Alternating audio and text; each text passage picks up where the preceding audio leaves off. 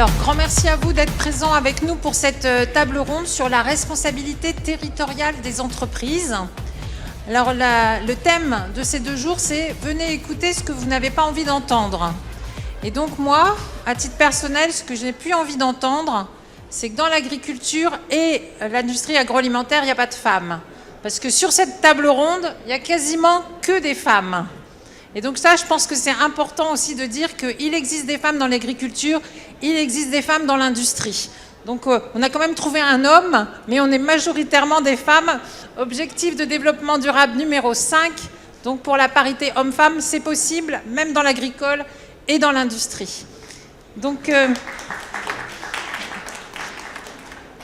cette table ronde, elle fait suite à un collectif qui a été mis en place en juillet 2024, qui s'appelle Régénérer. Ce collectif, il a démarré ici avec une quarantaine de structures. Ensuite, on a essaimé dans chaque département des Hauts-de-France entre juillet 2024 et novembre 2024. Et en novembre 2024, au World Forum de l'année dernière, il y avait à peu près 120 structures, 200 personnes pour un atelier d'intelligence collective. Donc aujourd'hui, on est à l'acte 2, donc où on va avoir différentes entreprises qui vont se présenter pour pouvoir comment on peut avancer ensemble à l'échelle du territoire sur les enjeux devant nous de défis climatiques. Donc je vais laisser à chacun de se présenter. Donc on va commencer par toi, Pascal. Ton parcours et puis... Merci. Bonjour à tous, donc Pascal Nampon, je suis responsable du pôle innovation, stratégie et prospective à la Chambre régionale d'agriculture.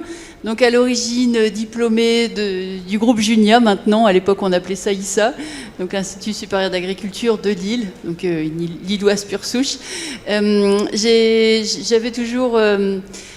l'orientation environnement qui me tenait à cœur, puisqu'on avait les 3 piliers à l'école, agriculture, agroalimentaire et environnement, et bien sûr les 3 sont strictement liés, intimement liés, mais quand même avec la tendance environnement qui me tenait à cœur. Et donc pendant quelques années, j'ai dirigé le service environnement de la Chambre d'agriculture du Nord-Pas-de-Calais, donc pour accompagner les agriculteurs à la lutte contre l'érosion des sols, à l'aménagement du territoire, autour notamment des périmètres de captage, enfin pour essayer de concilier justement l'activité agricole et l'environnement.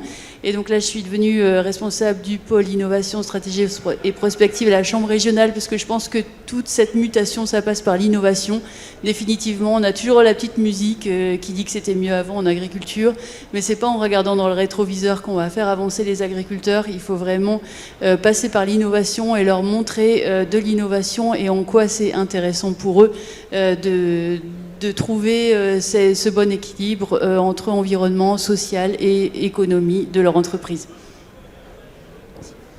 Bonjour à toutes et bonjour à tous. Donc Benjamin Duché, je travaille pour General Mills Europe en tant que responsable agriculture régénératrice, donc en charge des partenariats avec nos partenaires de l'amont agricole sur la question de la résilience des systèmes agricoles. Et donc du côté de mon parcours, donc je suis aussi ingénieur en agriculture, donc j'ai fait Uni-la-Salle et j'ai fait un passage également par Montpellier Supagro à l'époque sur les questions des innovations et politiques pour les systèmes alimentaires durables. J'ai travaillé ces 10 dernières années principalement pour l'industrie de l'agroalimentaire sur les questions d'approvisionnement responsable, durable, et puis aujourd'hui sur les questions d'agriculture régénératrice que j'aurai à cœur de vous partager cet après-midi. Bonjour à toutes et à tous, donc Christelle Guizoarn, je suis directrice des affaires publiques de la RSE et de la communication du groupe Tereos. Donc mon parcours en quelques mots, ça ne va pas déroger à la règle, hein. Je suis ingénieur agronome avec une spécialisation environnement, mais ma petite spécificité c'est que je suis ingénieur en produits pétroliers moteurs, ça peut surprendre. Mais en fait, j'ai commencé ma carrière dans un autre groupe qui est le groupe Avril et j'ai beaucoup travaillé sur le développement des biocarburants à partir de notre agriculture. Et j'ai assuré différentes fonctions, développement durable, la stratégie aux affaires publiques. Et j'ai rejoint Tereos il y a 1 an et demi pour concilier le développement durable, la RSE, les affaires publiques aussi, comment nous défendre, comment avancer et les aspects de communication également pour notre coopérative. Bonjour à toutes et à tous. Donc moi, je suis Mathilde Rueda, je suis directrice QHSE RSE pour le laboratoire Phytocontrôle. Alors moi, pour le coup, je vais déroger, puisque du coup, je suis pas issue du domaine de l'agroalimentaire. Moi, je suis pharmacien de formation. Voilà, je suis désolée, avec un master en qualité des produits de santé. Donc moi, j'ai évolué pendant plus d'une dizaine d'années dans diverses industries pharmaceutiques, toujours dans le domaine de la qualité, avec vraiment comme fil conducteur une mission qui était garantir la qualité et l'innocuité des produits qui étaient mis sur le marché. Quand on m'a proposé il y a 2 ans de rejoindre Phytocontrôle en tant que directrice QHSE RSE, ça m'a semblé tomber sous le sens, puisque Phytocontrôle est un laboratoire spécialisé dans les analyses de sécurité sanitaire, que ce soit des aliments ou de l'environnement.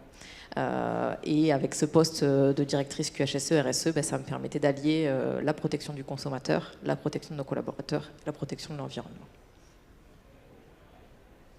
Pour finir, donc Anne Prevot, Fruits Rouges & Co à Laon. Donc nous on commercialise des fruits frais, des fruits surgelés, des fruits transformés. Avant d'arriver dans cette entreprise il y a 11 ans, j'ai une expérience de 20 ans dans l'agroalimentaire, plus en qualité, un petit peu en environnement. Et quand mon entreprise a fermé, ma directrice générale est venue voir les compétences qu'il pouvait y avoir dans l'entreprise. C'est comme ça que que je vais finir ma carrière, je pense en tout cas, chez Fruits Rouges, où j'étais arrivée à la base en tant que responsable sécurité et développement durable, parce qu'on pensait à l'époque que j'aurais pas assez de travail en sécurité et qu'il fallait que peut-être je développe un peu plus ce développement durable qui était vraiment dans l'ADN de l'entreprise pour autant. Et aujourd'hui, j'ai pris la direction donc de la RSE.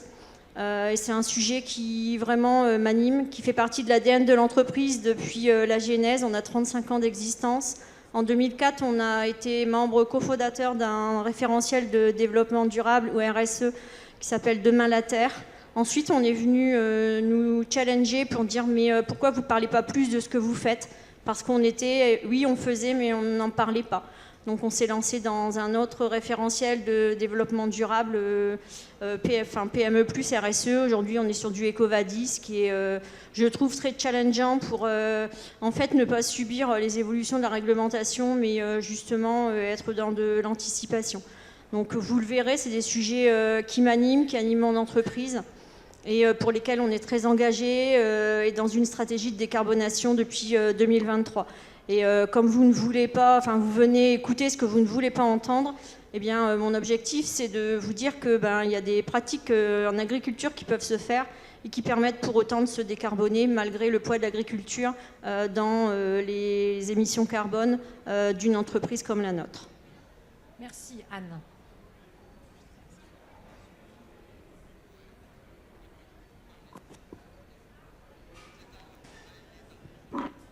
Allô ? Merci Anne et puis à chacun pour votre présentation de votre entité, de votre parcours. Donc on va commencer sur la décarbonation par voir ce qui est fait dans chaque entreprise. Parce qu'avant d'essayer de faire des choses tous ensemble à l'échelle du territoire, il faut essayer de bien laver devant sa porte, comme on dit. Donc je vais commencer peut-être par toi, Benjamin, puisque c'est toi le seul homme de l'équipe. Donc est-ce que tu peux nous rappeler pourquoi Häagen-Dazs s'est implanté, pourquoi a-t-il implanté son usine près d'Arras ? Oui, c'est bon, celui-là marche. Donc peut-être juste avant de répondre à la question, peut-être redonner du contexte concernant General Mills. Donc c'est un groupe agroalimentaire américain avec plusieurs centaines de marques. Pour autant, ça fait plusieurs décennies que General Mills est présent en France, notamment avec des marques comme Häagen-Dazs, vous venez de le citer, ou Géant Vert, Old El Paso, Nature Valley. Et donc effectivement, il y a 30 ans, General Mills a décidé en fait de venir ici dans les Hauts-de-France pour établir son usine de crème glacée Häagen-Dazs, donc à Thilloy-les-Mauflaines, plus précisément donc à côté d'Arras. Ça c'est d'une certaine manière, on peut dire que les glaces Häagen-Dazs sont les glaces américaines les plus françaises. Et donc sur la question effectivement de la décarbonation, donc General Mills a pris des engagements au niveau groupe de réduire ses émissions de gaz à effet de serre de 30% sur l'ensemble de sa chaîne de valeur, donc de l'amont agricole en passant par ses opérations et sur toute la partie de commercialisation. Et donc dans les Hauts-de-France, effectivement, nous investissons maintenant depuis plusieurs années au niveau de nos opérations et au niveau de l'usine pour décarboner l'usine de Thilloy-les-Mauffelaines. Donc ça a commencé il y a déjà plusieurs années, mais du coup depuis 2021, on achète exclusivement de l'électricité issue des énergies renouvelables. Et depuis 2024, on a l'ambition de sortir des énergies fossiles sur la partie gaz et on optimise les technologies et on a déjà réduit par 3 notre consommation de gaz. Donc on voit que sur la partie opération, c'est des efforts constants et d'ailleurs on est en phase aussi avec la région puisque la région des Hauts-de-France se veut aussi pionnière sur la question de la décarbonation. Donc là-dessus on a une vision commune et on discute, on s'enrichit d'expériences ensemble et donc ça nous permet d'avancer plus vite et d'accélérer sur cette question-là. Super, merci beaucoup. Mathilde, donc là c'est un laboratoire, donc après les entreprises, qu'est-ce que vous faites vous chez Phytocontrol pour traiter ce scope 1 et 2 ? Tout à fait. Donc, comme l'a dit Sandrine, donc Phytocontrol accompagne les entreprises, donc que ce soit les acteurs des industries agroalimentaires, de la GMS, pour déployer leur plan de contrôle. On va du coup être acteur de la sécurité sanitaire, comme je l'ai expliqué tout à l'heure. Donc, on va être garant de la qualité des produits qui vont être mis sur le marché. La mission est donc vertueuse. Par contre, les moyens pour y arriver ne le sont pas forcément, puisque pour faire ces analyses, on va manipuler des produits chimiques, on va générer beaucoup de déchets, des déchets chimiques, des déchets biologiques. Et donc, on a tout un enjeu de décarbonation autour de ça. Phytocontrol, c'est une entreprise qui a même pas 20 ans, qui les aura l'année prochaine, mais dès le démarrage, l'environnement a été au cœur de ses préoccupations. On a été certifié ISO 14001 dès 2014. On était le premier laboratoire français en analyse de contaminants à obtenir cette certification.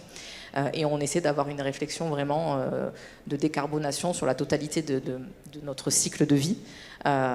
Donc dès la conception en fait, des analyses, on va essayer de challenger nos équipes de recherche et développement. On va leur demander de sélectionner des solvants les plus verts possibles, de limiter les quantités de solvants qui vont être utilisés. On va leur demander de limiter les temps d'analyse et on travaille encore à des process novateurs, nouveaux, qui vont nous permettre de challenger encore et d'avoir des approches différentes. On a d'autres enjeux qui vont être d'accompagner les acteurs de tout le territoire. Pour ça, on a des techniciens préleveurs qui vont être répartis sur toute la France et qui vont aller récupérer les échantillons chez les clients. Mais du coup, pour ça, ça nécessite de couvrir tout le territoire et on va générer, là encore, du carbone.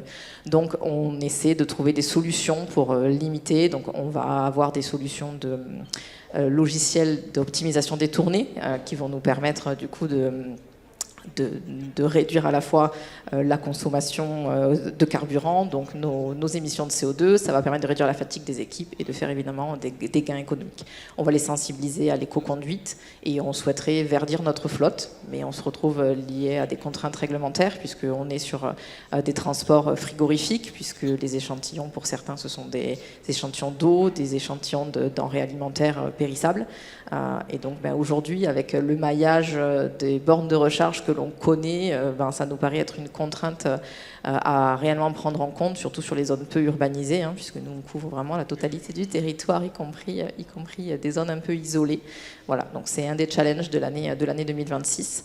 On raisonne aussi au niveau de notre implantation. On a un laboratoire central qui nous permet de couvrir la totalité de nos analyses. Il faut savoir qu'aujourd'hui, la plupart des laboratoires d'analyse comme nous sont dispersés. Vous allez avoir les analyses de pesticides qui sont faites en Allemagne, les analyses microbiologiques qui sont faites en France, sur plusieurs sites. Nous, on a vraiment choisi d'avoir un laboratoire central sur lequel on peut faire la totalité des analyses pour faire en sorte que l'échantillon, une fois qu'il est acheminé, il reste sur ce site-là et il n'a plus besoin de voyager. Voilà, on a également un gros enjeu et là on va être dans de la co-construction avec les acteurs agricoles notamment, c'est que tous les échantillons qui nous sont envoyés, ça devient des déchets chez nous aussi. Donc aujourd'hui, on génère 9 tonnes de biodéchets par mois, pour vous donner un ordre d'idée. liées là aussi à des contraintes réglementaires parfois, puisque je l'illustrais tout à l'heure sur l'analyse des pesticides, par exemple. On va imposer pour les fruits et légumes de grosse capacité, pour être représentatif, d'analyser 5 pastèques. Donc le client va devoir, pour une analyse de pesticides, nous envoyer 5 pastèques. Je vous laisse imaginer la gâche. Nous, on va devoir en prendre le quart de chaque et on va en utiliser 100 grammes pour faire nos analyses. Tout ça, ça va avoir pesé lourd et ça va avoir généré du carbone et derrière, ça va générer du déchet. On a parfois des clients qui vont nous envoyer, par simplicité, des quantités beaucoup trop importantes, un sac de 25 kg de poudre de lait parce que c'est plus facile de nous l'envoyer entier, là où nous, on n'en a besoin que de quelques grammes. Donc c'est là aussi où on va avoir besoin de travailler avec les acteurs de tout le territoire pour réussir à réduire tout ça. Nickel, merci à toi Mathilde. Alors Christelle, Tereos, très gros consommateur d'énergie. Donc, quel est l'objectif et les moyens qui sont déployés pour atteindre, pour décarboner toutes ces usines? Alors peut-être juste avant, tout le monde ne connaît pas Tereos. Alors je vais commencer par un gros mot. Nous sommes le 2e sucrier mondial. Alors sucrier mondial, mais nous sommes une coopérative agricole française. Donc détenu par 10 300 coopérateurs producteurs de betteraves. Donc notre métier chez Tereos, qu'est-ce que c'est? C'est de transformer la betterave sucrière, la canne à sucre, le blé et le maïs dans des produits, le sucre, l'alcool, l'éthanol, des produits issus de l'amidon qui vont servir à tous les secteurs d'activité. Ce que l'on dit souvent, c'est que Tereos est présent dans le quotidien des Français du matin, quand vous lavez les dents, vous mettez du parfum, jusqu'aux croquettes pour chiens. En fait, il y a un petit peu de Tereos dans tout ça. Alors, Tereos, c'est aussi un acteur territorial. Donc dans les Hauts-de-France, finalement, nous avons 6 sucreries sur les 10 300 coopérateurs. Eh bien, il y en a plus de 8 000 qui produisent dans les territoires des Hauts-de-France. Donc 6 sucreries, une amidonnerie. Alors pourquoi nous sommes énergo-intensifs? Ça, c'est un très gros mot. Et nous avons vous savez, il y a eu 50 sites les plus émetteurs en France de gaz à effet de serre. Eh bien, j'ai envie de vous dire, sur les 50, on en avait 3. On va dire, c'est terrible, mon Dieu, cachez-vous. Eh bien non, c'est une superbe opportunité en termes de décarbonation. Pourquoi est-ce que nous consommons de l'énergie? Parce que quand vous prenez une betterave, en ce moment, vous en voyez quelques-unes sur le bord des routes, eh bien c'est 75% d'eau. Donc pour transformer cette betterave et pour en extraire le sucre, eh bien il y a besoin d'énergie. Donc cette opportunité, c'est aussi une formidable opportunité d'engagement. Donc Tereos a fait le choix de se décarboner de façon très forte, avec une réduction de 65% de ses émissions de gaz à effet de serre entre 2022 et 2032 au niveau industriel. Donc ça pèse énormément en termes de gaz à effet de serre. Et cet engagement, nous l'avons pris dans le cadre de la validation SBTI, les Science Based Target Initiative. Pourquoi? Pour avoir un référentiel commun. Nous sommes territoriaux, nationaux, européens, globaux, et pour pouvoir échanger sur des données scientifiques et qui sont reconnues et partagées avec nos clients de façon très claire. Mais nous avons dit, en tant qu'industriel, évidemment, nous devons nous décarboner. Donc c'est un plan d'investissement au niveau européen avec la majorité en France de 800 millions d'euros d'investissement pour se décarboner. C'est beaucoup, ça se discute beaucoup à chaque fois qu'on fait un investissement, parce qu'on pense que ça va dans le bon sens. C'est évidemment de l'efficacité énergétique. C'est un grand plan d'électrification. À la base, l'industrie sucrière, c'était du charbon.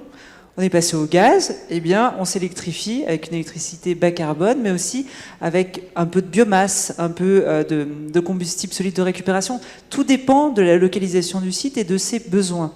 Donc ces 800 millions, en fait, ils sont divisés en 150 projets. C'est pas un gros investissement, c'est plein d'investissements pour y arriver avec cette feuille de route, avec une ambition de net zéro 2050 qui est très claire.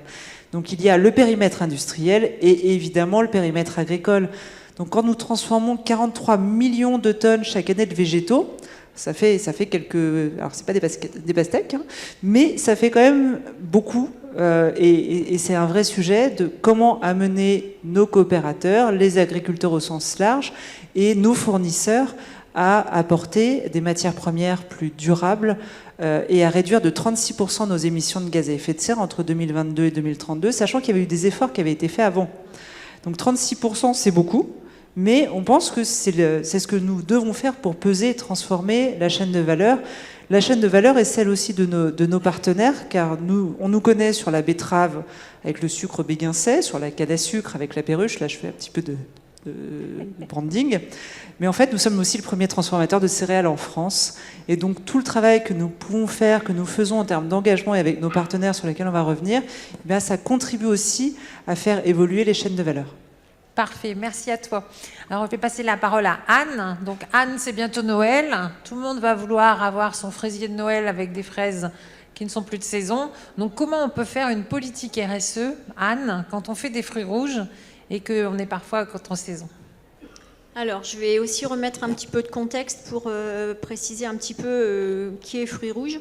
Fruits Rouges, né il y a 35 ans, 3 agriculteurs qui ont rencontré une stagiaire qui finissait ses études et qui voulait se lancer dans l'entrepreneuriat. Une idée a jailli au niveau de la Chambre d'agriculture. Les producteurs voulaient se diversifier. Et de là est née en fait la création de Fruits Rouges pour produire dans les Hauts-de-France à Laon. Donc on est un petit peu vraiment un peu décalé par rapport à Lille où tout se passe. Pour autant, on est très acteurs dans notre région sur le territoire.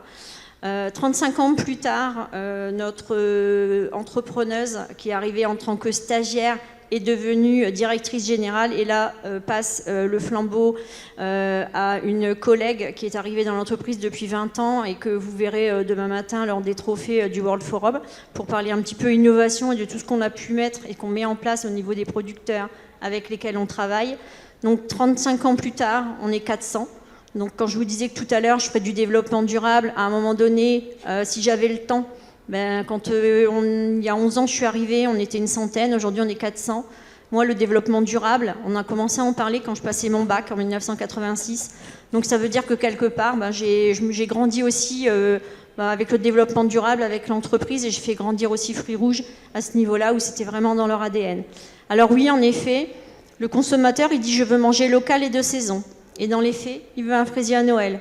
Et autant la framboise, elle accepte d'être mise, on va dire, en pâtisserie quand elle a été surgelée, mais alors la fraise, c'est pas possible. Donc comment on fait? Nous, on a une filiale, par exemple, au Maroc, qui respecte vraiment les cahiers des charges RSE comme on les a développés chez nous.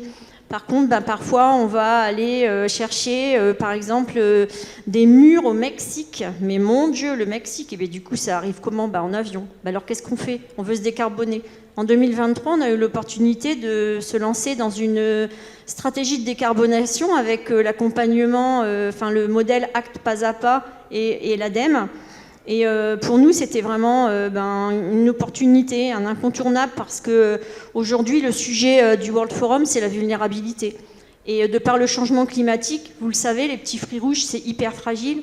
Donc à un moment donné, il fallait vraiment se lancer, et c'était vraiment en phase avec ce que l'on voulait faire. Et de se faire accompagner dans ces modèles-là, c'était du type top.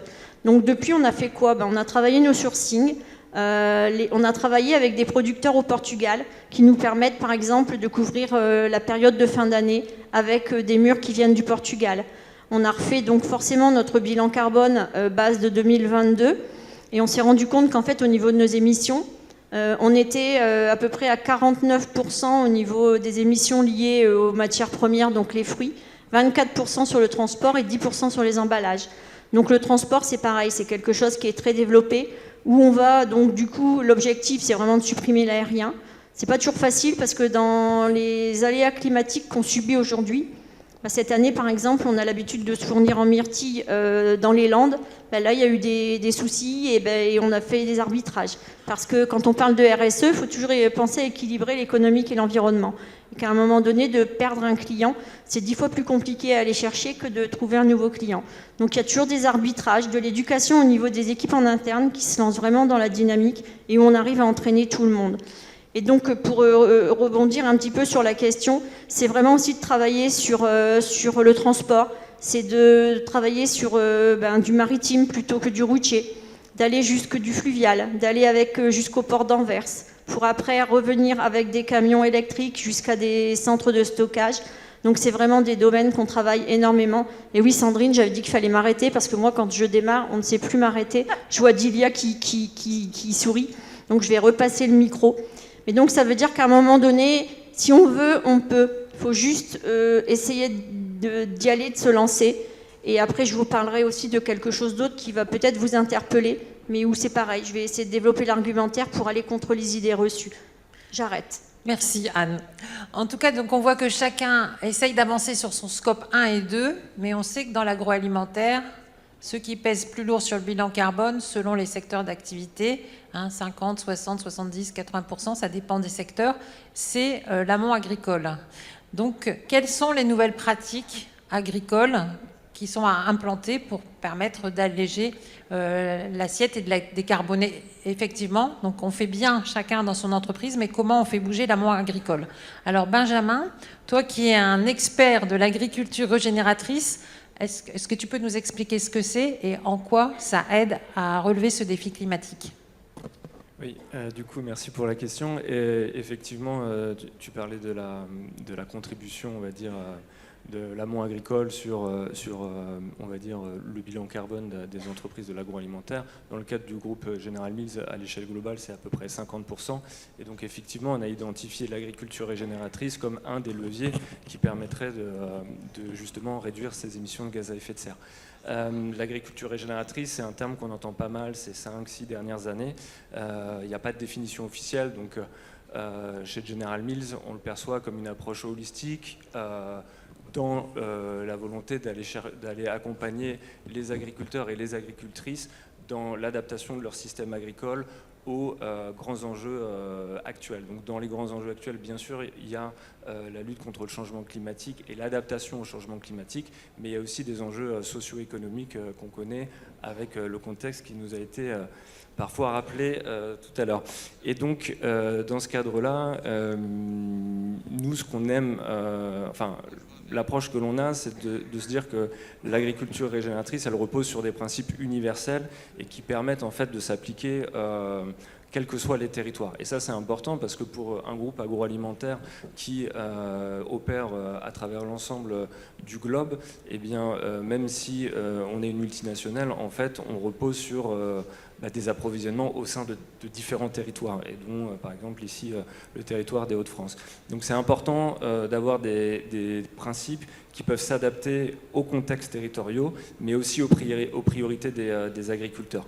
Et ensuite, dans le reste des principes, l'idée, c'est de favoriser la diversité, parce que plus de diversité, plus de résilience, plus de robustesse, limiter le travail du sol, intégrer l'élevage aussi, c'est important de le dire, pour amener de la circularité dans les nutriments et limiter la dépendance à des intrants externes.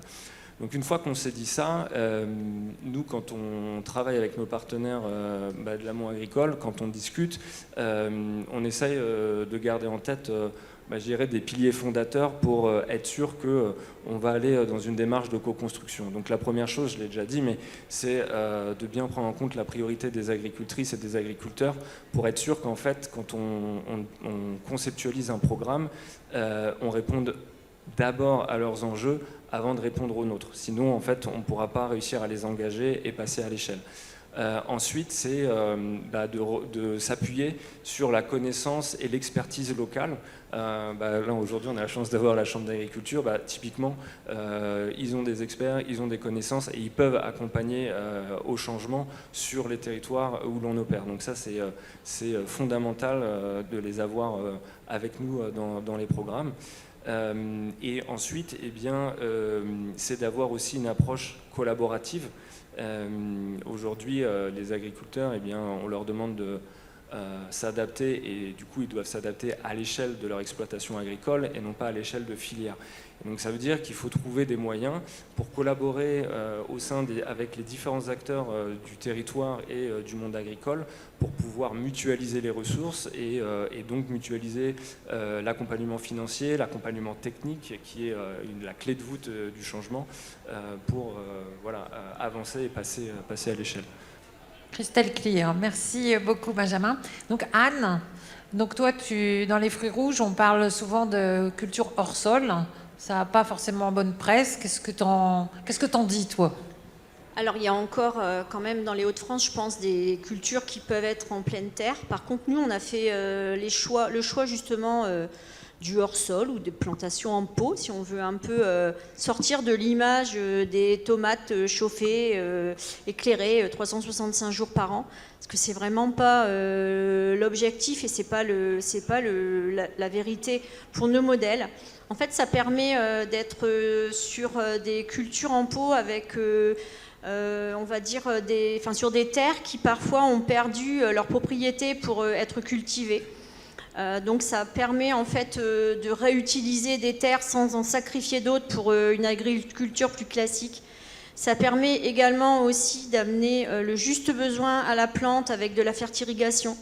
Avec les modèles qu'on a, où on a des serres, où on est en train de tester là sur un campus vraiment dédié à l'innovation pour les producteurs avec lesquels on travaille, qui aujourd'hui est un centre de coût pour Fruits Rouges, mais qui est une vitrine et vraiment destiné à comparer les différents modèles, les différents plans, les différents modèles de culture, les différentes protections, qui nous permet aujourd'hui, par exemple, de récupérer de l'eau de pluie, de s'en servir pour la fertirrigation, de aussi réduire justement avec les panneaux photovoltaïques sous lesquels on fait pousser des fruits, de réduire l'apport en eau, de protéger le fruit, parce que vous le savez, les petits fruits rouges sont quand même très fragiles, et un petit fruit qui est en fait planté, ramassé sous les intempéries qu'on peut avoir aujourd'hui, qui sont des phénomènes extrêmes de plus en plus fréquents et très forts, derrière, il se conservera pas, et vous, consommateurs derrière, vous n'allez pas l'acheter dans le linéaire.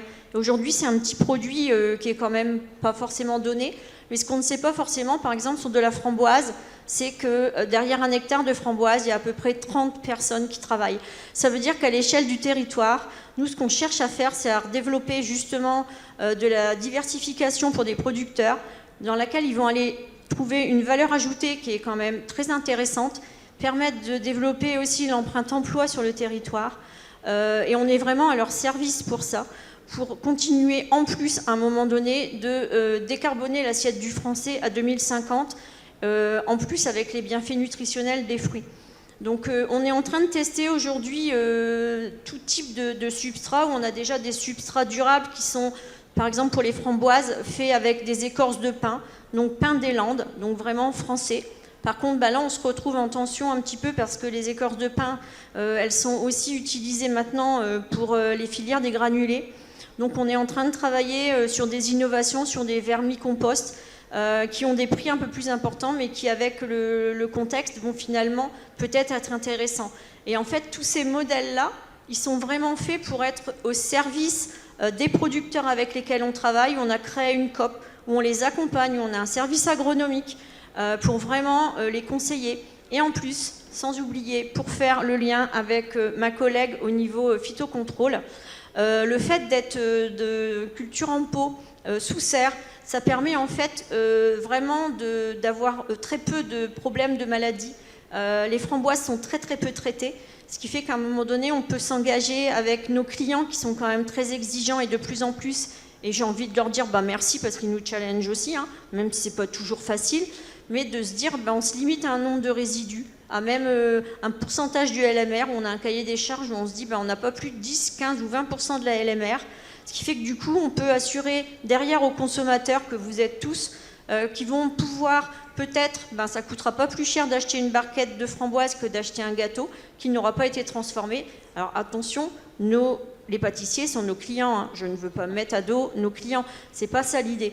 Mais c'est vraiment de dire, ça doit être un produit plaisir, c'est pas un produit de première nécessité, et en plus c'est un produit qui va permettre à un agriculteur de se diversifier, de se faire moins bousculer par rapport aux grandes cultures qui aujourd'hui parfois deviennent difficilement rentables, et aussi au niveau de la culture en pot, justement on se retrouve avec les suppressions des produits autorisés pour les intrants dans des impasses sanitaires. Donc moins on a besoin en fait de traiter le plant, moins on a besoin de consommer d'eau, plus on lui amène la juste nécessité à son développement, avec du goût, parce que chez Fruits Rouges, on recherche vraiment le côté goût. Donc c'est pour ça qu'on est en train de tester des variétés, parce qu'un produit sans goût, vous ne viendrez pas le racheter. Ça doit être un produit plaisir.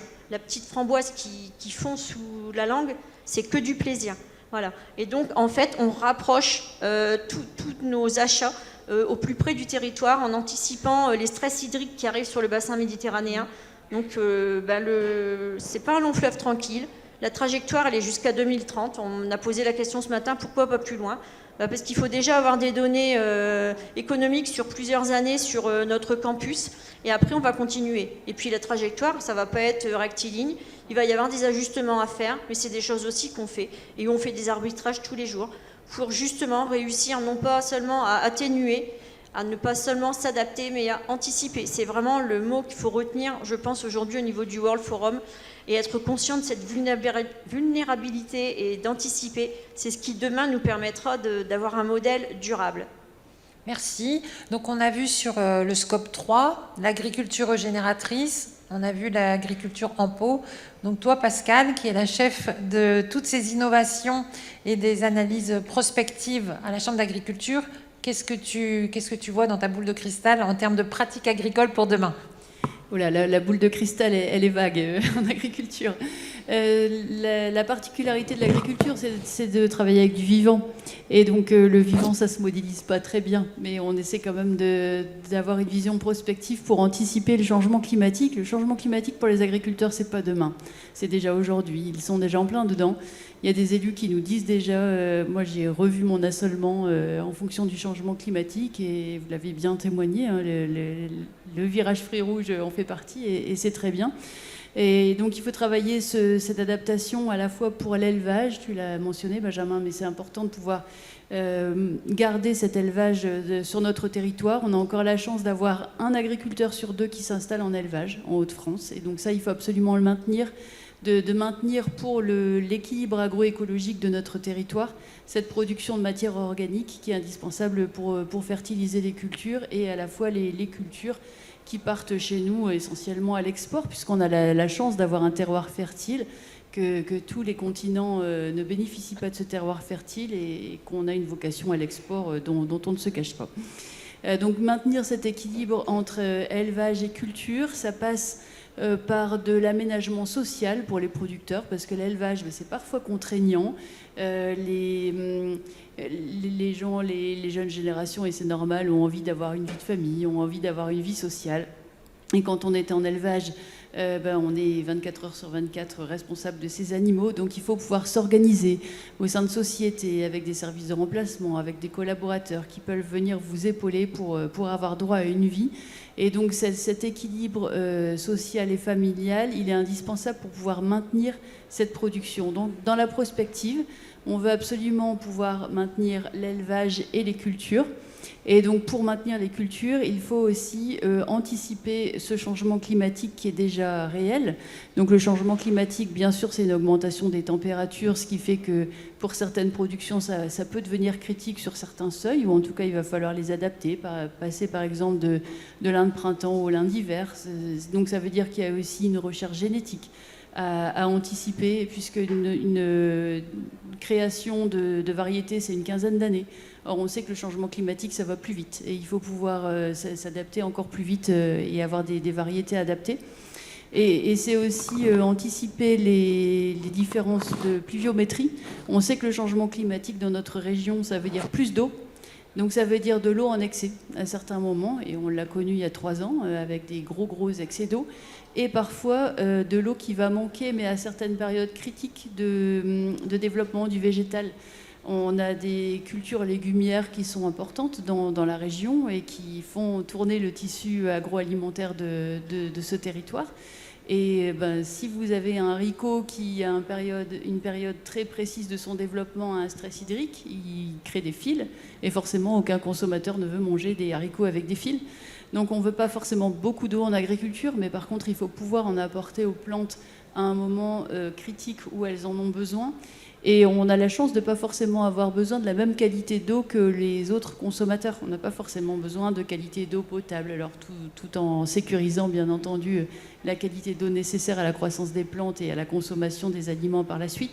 Mais donc je pense qu'il y a tout un débat là-dessus à avoir pour voir comment on peut anticiper ça et comment on peut garantir cette production dans ce terroir qui s'y prête aussi bien, tout en adaptant les cultures et les systèmes de production.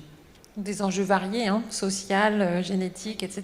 Donc, du coup, à l'autre bout de la chaîne, Mathilde, je te renvoie la parole pour que tu nous expliques un peu comment Phytocontrôle accompagne ses clients sur ces enjeux agricoles. Tout à fait. Donc, comme on l'a dit tout à l'heure, Phytocontrol, c'est réellement un partenaire du monde agricole. On a vraiment des clients du petit agriculteur au groupement agricole, aux industries agroalimentaires. Et on va être capable de leur proposer des panels analytiques pour suivre leurs projets. J'entends les enjeux autour des problématiques de stress hydrique. On travaille par exemple sur tous les sujets de réhute, donc de réutilisation des eaux traitées. C'est un enjeu dont on entend beaucoup parler. Donc on a rapidement développé toutes les analyses qui permettent de contrôler ces eaux pour pouvoir les réutiliser. Alors aujourd'hui, il y a différentes réglementations qui sortent en fonction des usages. Donc ça peut être utilisé pour des usages agricoles, pour des usages pour nettoyer, au niveau des voiries, ce genre de choses. Donc selon l'usage, on va pas avoir les mêmes analyses à réaliser et les mêmes limites. Voilà, donc on est en capacité par exemple d'accompagner sur ce genre d'enjeux, mais on a également des équipes de recherche et développement qui vont très rapidement pouvoir mettre en place des méthodes selon les besoins de nos clients. On a récemment créé par exemple un pôle authenticité qui vient répondre aux enjeux de fraude alimentaire auxquels on est confronté et auxquels il faut qu'on réponde par rapport à nos enjeux de souveraineté agricole. Donc par exemple, on va être capable de screener l'empreinte génétique sur certaines denrées et on va être capable de distinguer si on est face à un ADN ovin ou caprin. On va pouvoir faire de l'identification de plantes et on va même aller plus loin, pouvoir prouver l'origine géographique. Aujourd'hui, on a développé des méthodes qui nous permettent de cartographier, d'identifier des gènes qui vont être liés à l'origine environnementale et on va pouvoir distinguer une pomme de France par rapport à une pomme de Pologne, une lentille du Puy par rapport à une lentille du Canada. Et on va pouvoir accompagner nos clients, par exemple, sur ce type de projet. Donc, typiquement, on travaille avec des syndicats de filières agricoles sur ce genre d'enjeux. C'est eux qui nous créent la demande et on les accompagne. Voilà, donc on est en fonction des besoins à même d'accompagner selon les différents enjeux. Super, les marqueurs de territoire. Donc Christelle, toi tu reviens de la COP du Brésil, la COP 30. Et donc, est-ce que tu peux nous expliquer ce qu'on dit là-bas, de l'autre côté de la Terre, de l'agriculture régénératrice qui nous a été si bien expliquée par Benjamin? Est-ce qu'il faut continuer? Est-ce qu'il faut arrêter? Qu'est-ce qu'il faut faire? Alors ça vous surprend que je revienne de la COP 30. Pourquoi la COP 30 au-delà des engagements climatiques? Parce que Tereos est un acteur au Brésil depuis plus de 25 ans. Donc on transforme la canne à sucre, on est agriculteur là-bas, et on la transforme en sucre et en alcool. Alors au-delà du peu d'avancées, il faut être clair, de la COP 30 d'un point de vue général dans le contexte actuel. Eh bien, ce que j'ai trouvé positif sur cette COP 30, c'est que c'est la première fois qu'il y avait une zone dédiée à l'agriculture. C'était l'agrizone. Et donc, pendant quelques jours, d'avoir des acteurs internationaux, nationaux, qui croisaient leur expertise, leur expérience sur des sujets d'agronomie, ça, c'était positif. Et oui, pendant une semaine, on a parlé d'agriculture régénératrice, de bio-intrants. Ce qu'a dit Benjamin sur les grands principes d'agriculture régénératrice, qu'on soit en France, dans les Hauts-de-France ou au Brésil, sur c'est quoi la couverture du sol, les intrants, la protection du sol, l'agronomie, on retrouve exactement la même chose. Et donc, de ce point de vue-là, c'était positif. Donc, effectivement, ce principe qui est général, qui n'est pas normé, et s'applique de façon un petit peu différente en fonction des zones géographiques. Et si on revient en France et dans les Hauts-de-France, eh bien, chez Tereos, l'agriculture régénératrice a été très bien définie. Ce qui est important à ce qu'on a souhaité, c'est que ça se fasse en prenant en compte l'agriculteur et l'exploitation agricole. On aurait pu faire le choix il y a quelques années de se dire, bon, on est gros, on va imposer notre cahier des charges. Surtout pas. C'est, oui, on est gros, et alors il y a des programmes qui sont déjà en place dans les territoires multi-acteurs, avec des coopératives, avec des scientifiques, avec des ONG, avec des clients. On a Transition avec Vivesia, il y a Covalo, il y a toute une série de programmes. Pourquoi on est dans ces programmes et en général partenaires dès le départ? Parce que c'est sur des bases d'agronomie, de sciences. Ce sont des programmes multi-acteurs et aussi contrôlés avec un regard extérieur et avec des indicateurs très clairs et très précis. Ils ne sont pas 100% identiques, mais reprennent les mêmes principes. Et c'est ce que nous encourageons et ce que nous soutenons très clairement. Dans le cadre de l'agriculture régénératrice, oui, il y a des primes aux agriculteurs et c'est très bien parce que il y a une prise de risque, il y a des changements de pratiques. Et ce complément-là, nous pensons que c'est nécessaire.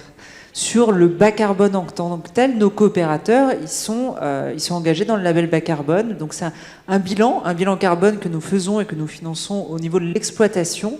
Et ensuite, un engagement de progrès dans le cadre du label bas carbone. Et là, en septembre, nous avons versé 800 000 € de prime label bas carbone sur les progrès, en fait.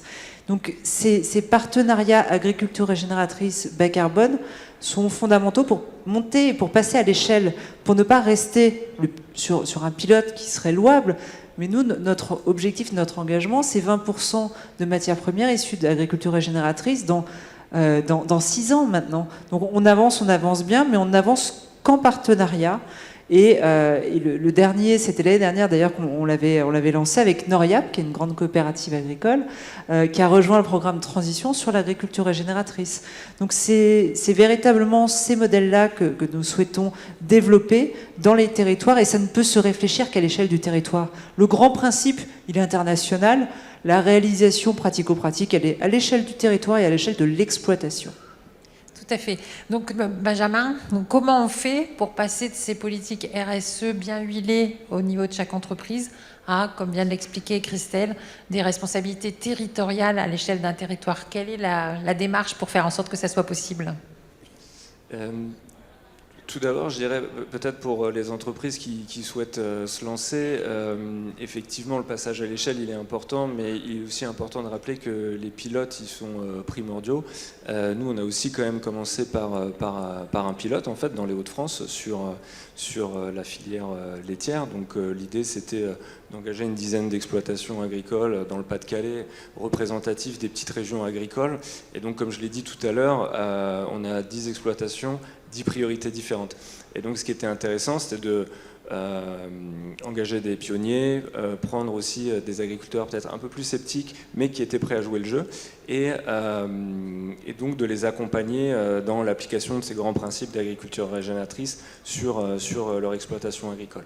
Le pilote, il est toujours en cours, mais on a déjà en fait des retours qualitatifs très intéressants. Et le premier, c'est en fait déjà l'aspect collaboratif entre les agriculteurs et le partage de connaissances, des tests qu'ils peuvent faire, et c'est du très concret parce qu'ils sont sur quasiment les mêmes territoires, et donc là ils ont des exemples aussi de ce qui fonctionne, de ce qui ne fonctionne pas, et ils peuvent aussi l'appliquer sur leur exploitation.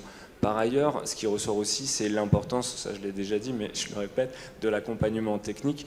C'est ce qui est ressorti, c'est trouver un accompagnement technique de qualité avec les organisations locales pour vraiment les accompagner sur du long terme, et notamment parce que même si les pratiques elles sont connues depuis longtemps, c'est un changement en fait de système qu'on leur demande de faire d'une certaine manière, ou qu'ils doivent faire pour s'adapter, et ça fait peur en fait. Et même s'il faut les accompagner financièrement, ce que l'on fait, à un moment donné, il y a besoin aussi d'avoir la connaissance et l'expertise, et c'est ce qui est ressorti du pilote. Donc une fois qu'on a en fait acquis ces connaissances, du coup derrière on a pu aussi, grâce à ces connaissances, avoir nos lignes directrices que je vous ai citées précédemment pour conceptualiser les programmes, et donc après c'est comment on passe à l'échelle. Et donc Christelle l'a très bien dit, mais ensuite l'idée c'est d'engager des producteurs, et comme on veut faire la transition à l'échelle de leur ferme, finalement il faut collaborer avec les autres acteurs. Donc un exemple aussi que l'on a lancé il y a à peu près 1 an maintenant, c'était de trouver des agriculteurs partagés entre plusieurs coopératives, et notamment Tereos, la prospérité fermière Ingredia sur la partie laitière, et Unéal sur la partie céréalière, et comment ces 3 coopératives en fait ont réussi à engager des producteurs en commun, et donc les accompagner sur la partie diagnostic, sur les plans d'action et sur le support technique. Et nous, industriels, derrière, pour aussi accompagner financièrement dans cette transition. Et là, on voit bien qu'en fait, on passe d'une notion de filière à l'échelle de la ferme avec une approche territoriale. Parfait, crystal clear. Pascal, Est-ce que toi, tu peux nous expliquer les actions de la Chambre pour faire bouger ce fameux scope 3 agricole ? Oui, donc en effet, sur les actions de décarbonation, il est important que le scope 3 puisse être intégré, puisqu'il fait poids dans le système. Donc la première chose, c'était déjà de pouvoir mesurer, comme je l'ai dit tout à l'heure, l'agriculture, c'est du vivant. Et c'est pas forcément évident de mesurer les efforts, l'impact sur le carbone des actions qui peuvent être menées de stockage ou d'économie, puisqu'on peut avoir les deux entrées. On peut travailler sur le stockage avec la plantation. On peut travailler également sur les économies en modifiant un peu les pratiques d'élevage ou en modifiant les pratiques agricoles. Et donc il y a un gros travail qui a été fait avec Agrotransfert et Territoires, Ressources et Territoires, de modéliser justement ce stockage carbone et notamment essayer de mieux comptabiliser les unités de carbone. Alors on espérait qu'il puisse y avoir un marché local du carbone, mais il s'avère qu'acheter des unités de carbone en forêt amazonienne, ça coûte quand même beaucoup moins cher que par chez nous. Mais indirectement, on y arrive avec les initiatives qu'on prend ensemble et avec les industriels, puisque comme vous l'avez dit, vous financez des bilans carbone ou vous financez des primes carbone et finalement ça revient un peu à ça. Il faut que ces unités de carbone elles soient réparties sur la chaîne de valeur et que la personne qui en supporte l'effort puisse en bénéficier et puisse récupérer également une partie du bénéfice. Donc ce qui était important pour l'agriculteur, c'était de ne pas multiplier les démarches, et là c'est la force des collectifs que vous avez évoqués, qui peuvent être structurés également avec des partenaires comme Earthworm ou d'autres ONG, qui vont travailler en transversal avec les différentes filières. Comme dans tous les domaines, l'agriculteur ne veut pas devoir donner ses chiffres 36 fois. Donc dites-le nous une fois, et cette structuration permet de mettre les chiffres une fois pour toutes sur la table et puis donc de partager les mêmes données. Et donc ensuite, pour accompagner l'action, vous l'avez dit, le coup de pouce, il est primordial pour pouvoir dérisquer, puisque c'est l'agriculteur au final qui va prendre le risque de changer ses pratiques ou de mettre en place des plantations. Et lui, il a besoin d'être dérisqué. Alors sur l'accompagnement technique, là, il y a des équipes qui sont vraiment spécialisées, qui connaissent bien le domaine de la plantation. On a eu les programmes des pactes de la haie, de plantons des haies, avec les collègues ici présents comme Alice, que je salue, qui a bien accompagné les équipes pour les faire monter en compétences dans le domaine de l'agroforesterie et de la plantation. Pacte de la haie, c'était 180 agriculteurs accompagnés pour 200 km de haies plantées et 130 hectares d'agroforesterie quand même, je le signale, parce que c'était encore un gros mot il y a quelques années dans d'autres régions. Et là, ça vient, et ça suivait Plantons des haies, qui avait permis également d'accompagner 150 agriculteurs pour 150 km de haies plantées. Donc on n'avait pas de bocage partout sur notre territoire, mais les haies se plantent et les arbres se réinstallent. Et c'est intéressant pour nos paysages et pour le stockage du carbone. Parfait, donc on a vu le scope 1 et 2, là le scope 3 maintenant. Un petit mot, Anne, sur la formation. Je sais que tu donnes des cours à Uni-la-Salle-Beauvais. Est-ce que tu peux nous donner ta perception des besoins de formation liés à tous ces enjeux liés au climat ? Oui, alors j'ai juste pas parlé de notre scope. Nous, nos scope 3, c'est 97,5 de nos émissions. Donc c'est-à-dire que c'est énorme. On avait déjà mis pas mal de choses au niveau de l'entreprise, mais vraiment, c'est le scope 3 sur toute la chaîne de valeur qu'il faut embarquer. Et dans ce scope 3, il y a la partie prenante, en effet, université, études, montée en compétences des jeunes futurs ingénieurs à qui on donne des cours de RSE ou de décarbonation ou de préservation des ressources ou de cours sur les fluides en entreprise, etc., pour qui ça reste quand même très abstrait parce que c'est du théorique avec des gens qui maîtrisent super bien le sujet, mais qui ont réellement besoin de retour d'expérience de professionnels. Et en fait, quand j'y vais, et c'est vraiment ça qu'ils préfèrent, il y a 3 parties. Il y a une partie où je présente l'entreprise. Je présente ensuite ce qu'on a pu mettre en place au niveau du bilan carbone, comment on s'y est pris, pourquoi on y est allé, ce que c'était que le changement climatique. Parce qu'aujourd'hui, forcément, vous le voyez, on avait le soleil pour l'ouverture, on a eu une intempérie derrière. Enfin, celui qui ne sort pas de chez lui, il ne voit pas qu'il y a un changement climatique. Aujourd'hui, tout le monde en est conscient. Donc les jeunes en sont conscients. Maintenant, comment ils peuvent agir là-dessus si on ne leur donne pas des retours d'expérience concrets de professionnels qui se sont lancés dans ces sujets-là? On n'y arrivera pas. Et c'est super important. Ils sont vraiment très en demande de tous ces enseignements. Mais vraiment, je pense qu'il faut transformer un petit peu le côté, revoir peut-être un peu, alors je critique pas parce que c'est pas des sujets faciles, mais le côté pédagogique, la façon dont c'est amené aux jeunes têtes bien faites, qu'on peut trouver dans des universités comme Unilassal. Alors je le dis pas parce qu'il y a quelqu'un d'ici qui en sort, mais il faut leur apporter l'envie de se lancer dans ces métiers. Moi, j'étais en recherche d'une alternante en RSE. C'est super compliqué parce qu'aujourd'hui, les formations ne sont pas encore en phase pour avoir quelqu'un qui, même s'il est accompagné, soit formé pour nous aider ou nous aider à révolutionner nos systèmes. Imaginez, nous, on a 35 ans d'existence. Ça fait 35 ans que nos dirigeants sont en place et on va aller leur révolutionner certaines choses dont ils sont certains d'avoir raison. Pas du tout. Et c'est de se challenger avec des jeunes étudiants qui vont arriver. Nous, on prend de l'alternance, donc on les éduque, on les embarque avec nous. Et c'est ça, en fait. Et c'est d'accepter de passer un peu de votre temps, vous, les professionnels, qui vous êtes déjà lancés là-dedans, pour aller vers les professeurs, qu'il faut peut-être un petit peu aussi éduquer en termes de pédagogie, et vraiment faire passer votre temps à leur dire concrètement voilà comment ça se passe. Parce que si c'est pas des jeunes qui sont en alternance, ils sont vraiment purement dans le théorique et on n'est pas sûr que quand ils arriveront sur le terrain, ils seront efficaces. Et je pense que là, il y a des forums qui se font sur de la décarbonation où c'est que des universités ou des instances qui se réunissent pour voir comment on peut faire monter ces jeunes en compétences et les cours qui sont donnés sur ces sujets-là pour donner envie aussi et montrer que c'est vraiment un incontournable. Alors dans la suite, Mathilde, comment chez Phytocontrôle, de façon pratico-pratique, on adresse ces sujets de formation auprès des acteurs partenaires de Phytocontrôle ?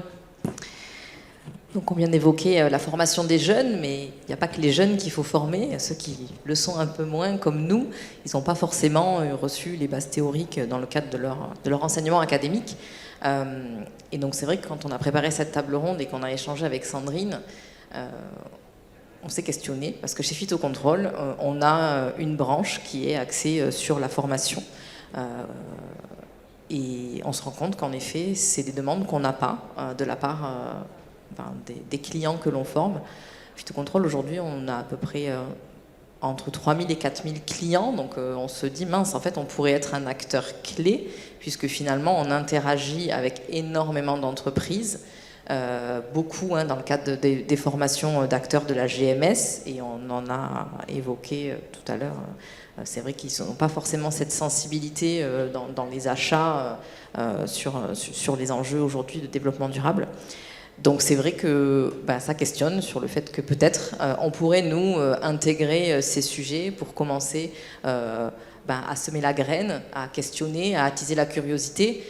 On a cette entité qui est vraiment dédiée à de la formation, donc là on est sur de la formation payante, mais on propose nous également des prestations de services à nos clients de façon gratuite, des webinaires, des matinales, donc qui sont des matinées dans le cadre desquelles on va proposer des prestations, des présentations par des experts scientifiques, et on est très très axé sur le technique et le scientifique, et en fait on ne va pas forcément trop sur ces enjeux-là. Donc voilà, c'est une réflexion qu'on va mener chez Phytocontrôle pour voir si dans ce cadre-là, on peut nous être acteurs. Et puis je profite, du coup, je sors un petit peu du cadre Phytocontrôle, mais un partage d'expérience sur comment aussi former et accompagner les entreprises. Alors je pense que beaucoup dans la salle sans doute le sont.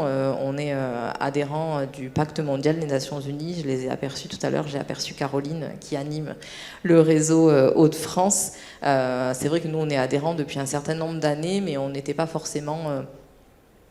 on n'utilisait pas forcément tous leurs outils. On commence à le faire depuis un petit moment et on se rend compte qu'il y a vraiment une plus-value pour les entreprises. Ils ont énormément à la fois de contenu par le biais de tous les webinaires qu'ils peuvent proposer, qui sont adaptés, des parcours spécifiques pour les PME, des parcours pour les fournisseurs, des parcours pour ceux qui veulent accélérer, aller plus vite et passer au cran supérieur, mais également beaucoup d'interactions sur les territoires avec les cercles régionaux. Je pense qu'aujourd'hui, c'est des outils pour nous aider à grandir. N'hésitez pas à en parler autour de vous si vous êtes déjà adhérent avec justement toute votre chaîne de valeur, parce qu'aujourd'hui, on est 2100 adhérents en France. Et c'est déjà très bien parce qu'a priori, on est sur tout le réseau international. La France est le meilleur élève, mais on pourrait être beaucoup plus nombreux et continuer à construire tous ensemble autour de ces thématiques d'avenir. Parfait. Alors Pascal, on a vu formation des jeunes, formation des adultes, de la GMS et du KIDAM. Hein. Et donc Pascal, toi, comment tu vois la place de la Chambre d'agriculture par rapport aux besoins de formation des éleveurs, des agriculteurs? Alors Anne l'a évoqué tout à l'heure, il faut qu'il y ait des échanges entre pairs. C'est les meilleurs conseils que reçoivent les agriculteurs sont les agriculteurs convaincus qui leur disent qu'ils ont pratiqué chez eux et que ça fonctionne. Alors bien sûr, après, il faut de l'accompagnement technique pour vraiment appuyer ça. Mais donc on a notre adage qui dit que le groupe est meilleur que le meilleur du groupe. Et donc on essaie de les faire travailler en groupe et on a un système de GI2E par exemple ou de groupes qui font de l'émulation pour montrer les pratiques innovantes que certains ont pu mettre en œuvre. Une des particularités dans la profession agricole, c'est qu'on travaille sur un cycle végétal d'1 an. Et donc on ne récolte qu'au bout d'1 an les conséquences ou les fruits de ce qu'on a semé. Et donc ça fait peu de cycles en fait dans une vie d'agriculteur comparé à un process industriel où on est sur des délais beaucoup plus courts.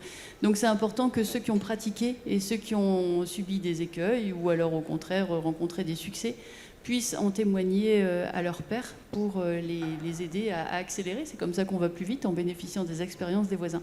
Et donc on organise des formations ou des tours de plaine ou des journées bout de champ ou des journées portes ouvertes pour que les expériences des uns puissent bénéficier aux autres.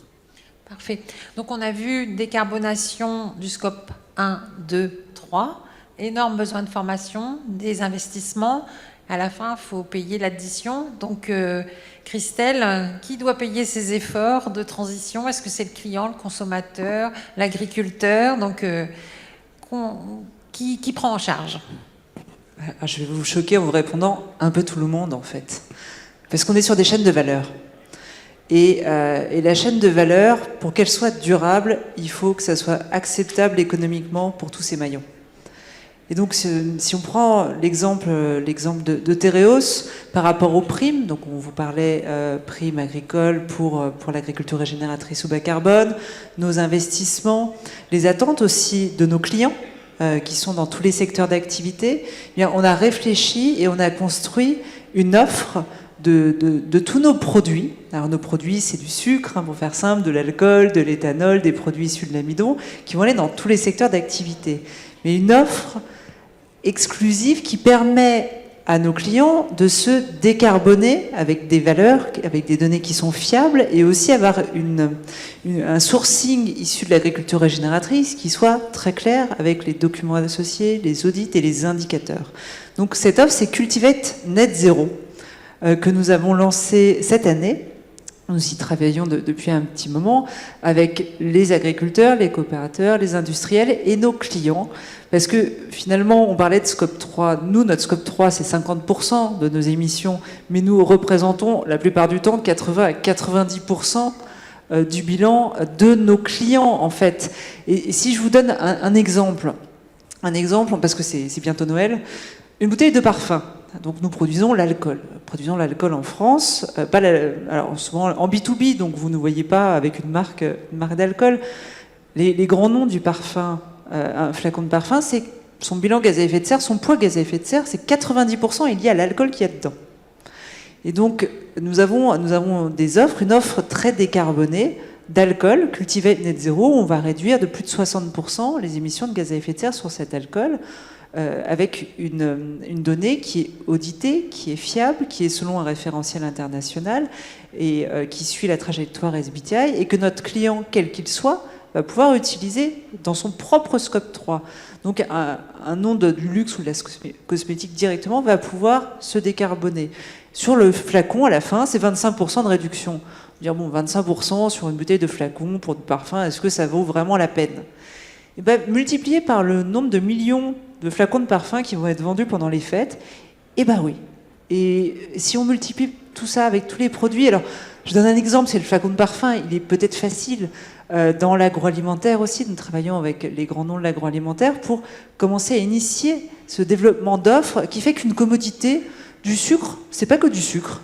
du sucre, c'est aussi une solution qui répond à des besoins, mais on peut lui faire apporter une décarbonation, une origine, des pratiques agricoles durables, et tout cela aussi a une valeur pour nos clients, voire demain en fonction du type de produit pour le consommateur final.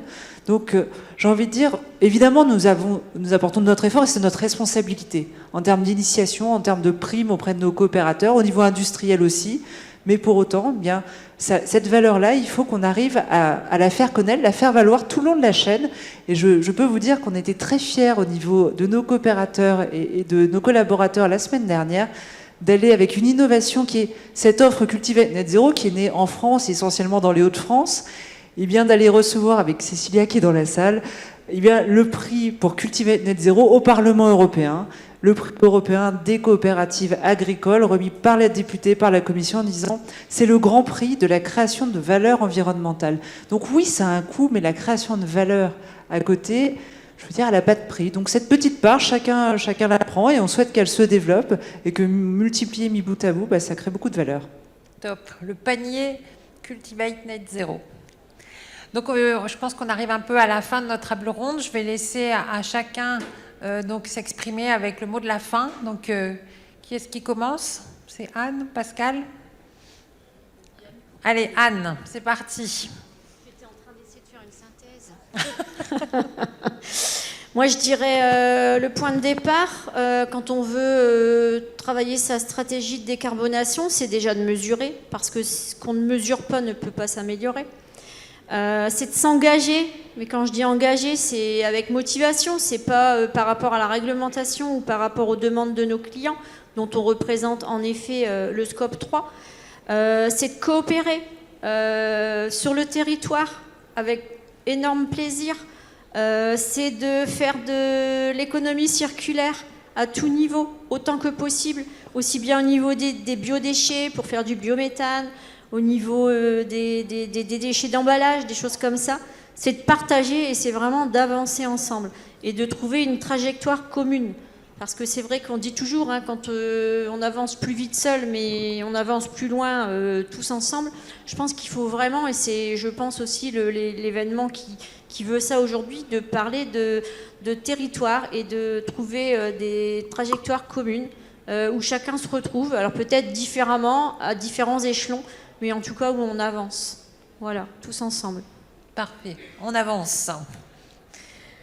On avance, c'est une bonne conclusion. Je pense que voir autant de monde qui s'anime autour de ces sujets, c'est quand même quelque chose de très motivant pour nous tous dans nos métiers.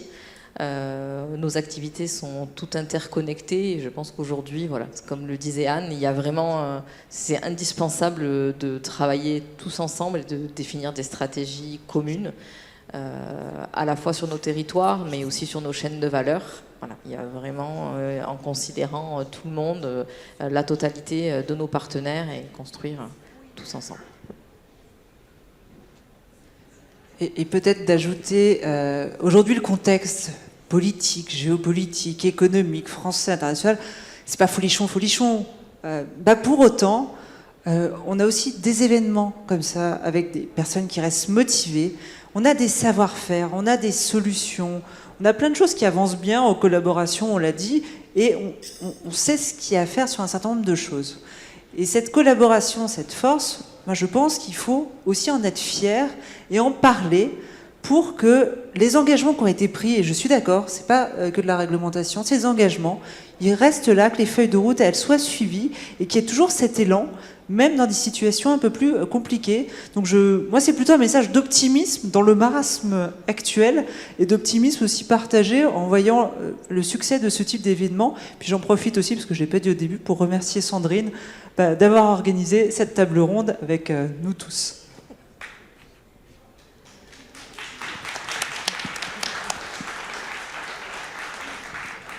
Du coup, en mot de la fin, je poserai aussi la question au fait, quelle est je dirais la prochaine étape, c'est peut-être aussi de s'accorder sur le fait qu'à l'échelle des territoires, en fait, on a des enjeux collectifs, et ça, c'est assez intéressant parce que ça va permettre de mutualiser en fait les ressources pour aller plus loin.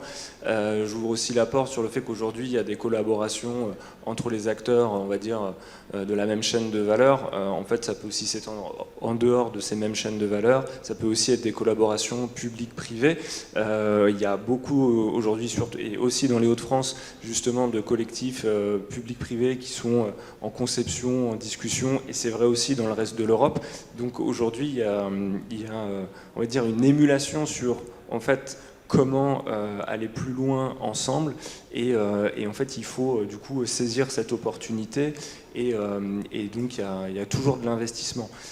Cet investissement, il est nécessaire, je le dis parce que en fait, le coût de l'inaction, ça a été dit dans la dernière plénière, mais le coût de l'inaction sera beaucoup plus important, et pour des entreprises comme les nôtres, en fait, investir maintenant, c'est aussi sécuriser les approvisionnements de demain, et c'est encore plus vrai par rapport au système agricole. Merci. Je vais retenir quelques verbes que vous avez tous utilisés, mais c'est coopérer, partager. Je pense qu'en effet, c'est la clé de voûte du travail qu'on doit poursuivre. Et donc pour poursuivre et pour faire une petite ouverture, on s'est lancé le défi. Autant sur l'atténuation, je pense que les acteurs sont bien avancés. Autant sur l'adaptation, je pense qu'on a encore du travail à faire. Et on s'est lancé le défi avec les acteurs régionaux, avec les agences de l'eau, avec l'ADEME, d'essayer d'écrire la feuille de route d'adaptation de nos filières agricoles et alimentaires au changement climatique, qu'on appelle Climophile. Et donc là, on a quelques séminaires qui vont démarrer là, début 2026 pour essayer justement d'y voir clair sur comment on s'adapte et qu'est-ce qu'il faut faire pour s'adapter. Et donc voilà, je vais faire un peu de teasing. Si les débats vous ont intéressé, je vais vous proposer de les poursuivre. Eh ben, en tout cas, un grand merci à tous les 5. J'ai eu beaucoup de plaisir à préparer cette table avec vous. Vous représentez des personnes et des entreprises que j'aime, je le dis très simplement. J'ai assisté la semaine dernière à une thèse de fin d'études qui faisait le lien entre les entreprises qui ont un prisme fort sur l'écologie. Ce sont les mêmes entreprises qui ont un prisme fort sur le dialogue social. Et donc, je pense que le fait de travailler ensemble, de croire à une aventure territoriale, c'est la solution pour demain, et ça se fera dans le plaisir de coopérer. Donc, un grand merci pour cette table ronde, et donc on finit comme ça la table ronde. Donc, merci à tous.